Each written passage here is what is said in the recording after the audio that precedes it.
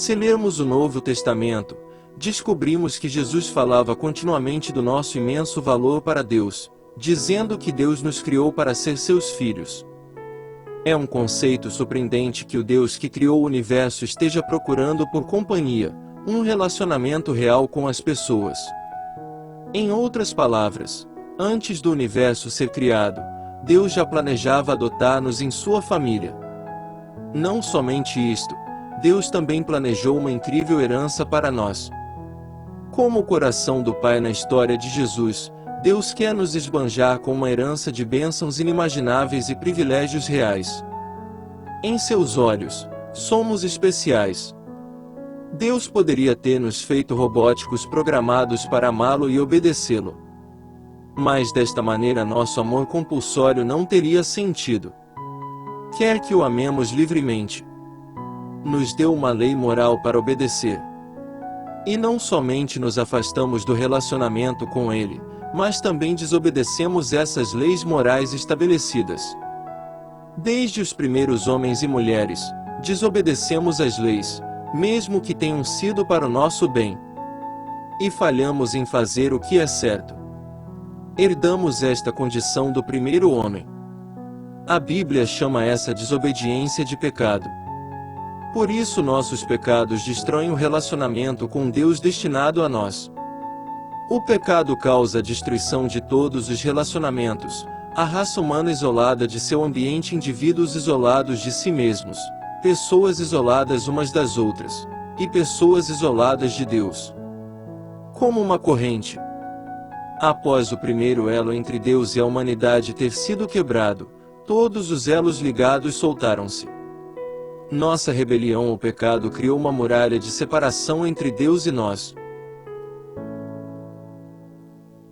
Cristo alegou responder a todas as profundas questões sobre nossa existência. Mas precisamos entender o que ele disse sobre Deus, sobre nós e sobre si mesmo. De acordo com Jesus, Deus conhece cada um de nós íntima e pessoalmente, e pensa sobre nós continuamente. E disse que Deus é amoroso. E Jesus demonstrava o amor de Deus onde quer que fosse, ao curar os doentes e alcançar os feridos e pobres. Comparou o amor de Deus com o amor de um pai perfeito que quer o melhor para seus filhos, sacrificando-se por eles. Mas, pensando neles, também lhes dá disciplina. Jesus ilustra o coração amoroso de Deus com uma história sobre um filho rebelde que rejeitou o conselho de seu pai sobre a vida e sobre o que é importante. Arrogante e teimoso, o filho queria deixar de trabalhar e viver um pouco. Em vez de esperar até que seu pai estivesse pronto para lhe dar sua herança, ele começou a insistir a seu pai que lhe desse mais cedo. Na história de Jesus, o pai concede o pedido do filho. Mas as coisas não foram nada bem para o filho.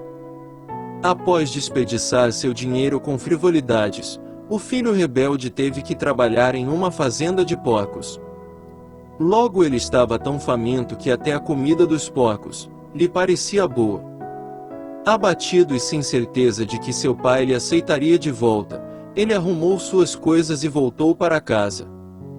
Conta que não somente seu pai lhe aceitou de volta, mas também correu para lhe encontrar. É interessante que mesmo que o pai ame profundamente seu filho, ele não foi atrás dele. Ele deixou o filho que ele amava sentir dor e sofrer as consequências de sua escolha rebelde. E também ensinou que Deus nunca compromete seu caráter. O caráter é quem somos no fundo. É nossa essência da qual todos os pensamentos e ações resultam. Jesus falava continuamente do nosso imenso valor para Deus, dizendo que Deus nos criou para ser seus filhos. Porém, para tornar o amor doado livremente possível, Deus criou os humanos com uma capacidade única de livre-arbítrio. Desde os primeiros homens desobedecemos às leis de Deus, mesmo que tenham sido para o nosso bem. E falhamos em fazer o que é certo. Herdamos esta condição do primeiro homem. Durante seus 3 anos de ministério, Jesus nos ensinou como viver e realizou muitos milagres, mesmo ressuscitando os mortos, e declarou que sua missão principal era salvar-nos dos nossos pecados. E afirmou que ele era o Messias prometido que traria toda a iniquidade sobre si. É difícil entender como a morte de Jesus pagou por nossos pecados. Talvez uma analogia jurídica esclareça como Jesus resolve o dilema do amor e justiça perfeitos de Deus. Imagine-se entrando em um tribunal, culpado de assassinato. Ao aproximar-se do júri, você percebe que o juiz é seu pai. Sabendo que ele o ama, você imediatamente começa a implorar: Pai, deixe-me ir. Ao que ele responde: Eu te amo, filho, mas sou um juiz. Eu não posso simplesmente deixá-lo ir. Mas, por ele lhe amar tanto, ele desce do júri, retira o manto e oferece-se para pagar a pena em seu lugar. De fato, ele toma seu lugar. Esta é a imagem mostrada no Novo Testamento. Deus desceu na história humana como a pessoa de Jesus Cristo e foi em nosso lugar, por nós. De forma mais clara, Deus tinha duas escolhas: julgar o pecado em nós ou assumir Ele mesmo a punição. Em Cristo, Ele escolheu a segunda opção. E Jesus deixou claro que Ele é o único que pode nos levar a Deus, dizendo: Eu sou o caminho, a verdade e a vida. Ninguém vem ao Pai, a não ser por mim.